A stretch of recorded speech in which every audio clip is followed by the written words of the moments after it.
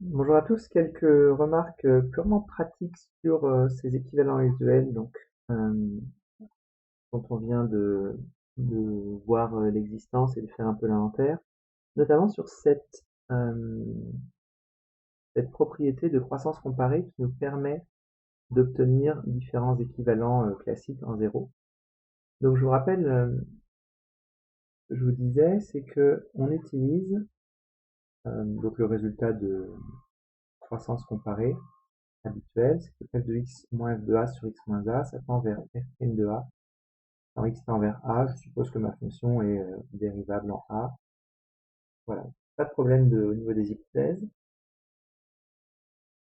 Et ça, il suffit que je divise par la limite, la constante f' de a, pour voir apparaître un résultat d'équivalent.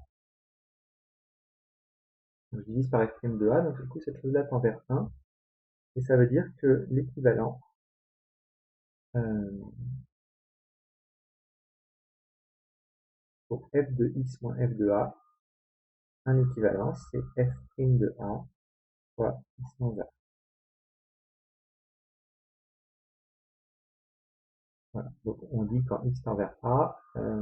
Alors bien sûr, ça va pas vraiment s'appliquer en plus l'infini, vu qu'on ne peut pas parler de la dérivée en plus l'infini, donc là ça va pas être pour ce genre d'équivalent. Mais par exemple, si on veut voir un exemple, il y a celui du sinus x moins sinus 0, donc c'est sinus x, équivalent à une fois x, quand x tend vers 0, ou un autre, exponentielle x moins exponentielle 0, donc c'est exponentielle moins x moins 1, est équivalent aussi à une fois x quand x tend vers 0. Voilà. Au passage, vous remarquez que on a deux fonctions bien différentes hein, qui ont le même équivalent en 0. C'est normal. Hein. Je vais vous dessiner les deux. Exponentielle x moins 1, ça fait une fonction exponentielle mais décalée de 1 vers le bas. Voilà. En, en 0, elle donne ça. Sinus x, ça donne quelque chose comme ça. En 0, on a bien les deux fonctions qui sont proches de y égale x. Pour être plus exact, il faudrait vraiment que ma droite y égale x voilà, soit entre les deux.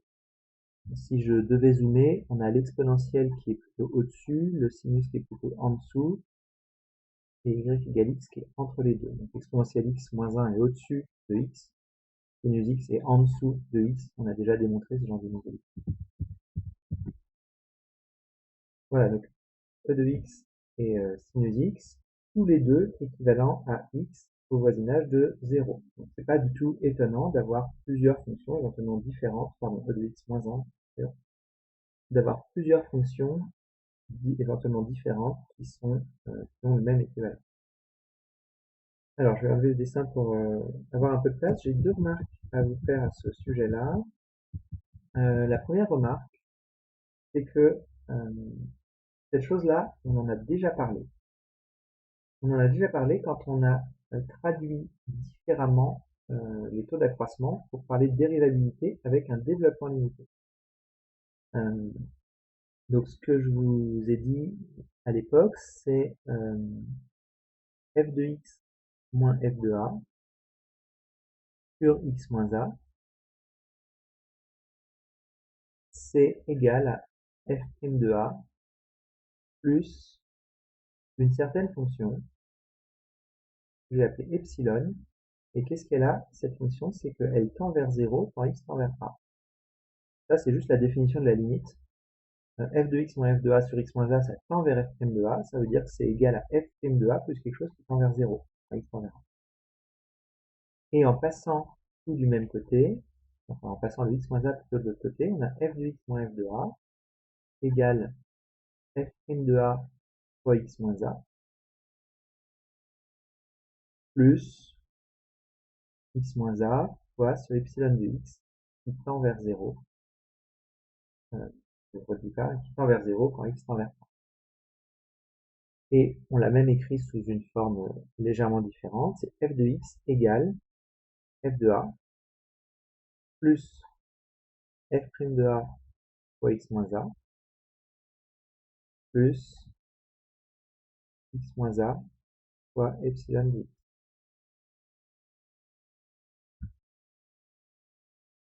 Avec toujours epsilon de x qui tend vers 0 quand x tend vers 1.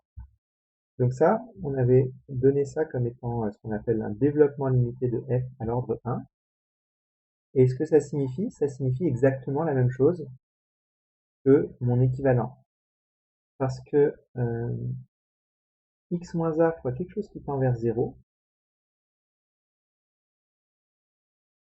on peut vraiment l'interpréter comme, et d'ailleurs on écrira souvent les développements limités comme ça, quelque chose qui est négligeable devant x moins a.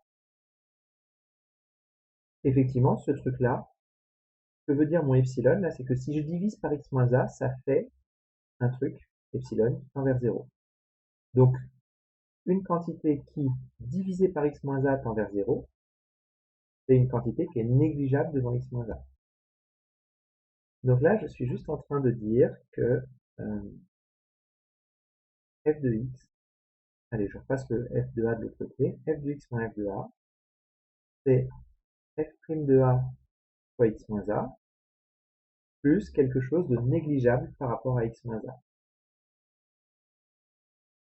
Et ça, c'est exactement, ou presque exactement, une caractérisation de l'équivalent que j'ai écrit à gauche. Je peux l'écrire comme une différence si vous voulez vraiment reconnaître la propriété. Donc, f de x moins f de a par rapport à f' de a fois x moins a, la différence est négligeable devant x moins a. Et alors, négligeable devant x moins a, vous avez ce truc-là qui est une constante. f' de a, hein, c'est une constante. Donc, négligeable devant x moins a, c'est pareil que négligeable devant f' de a fois x moins a. Donc là, j'ai vraiment u moins v égale petit o de v.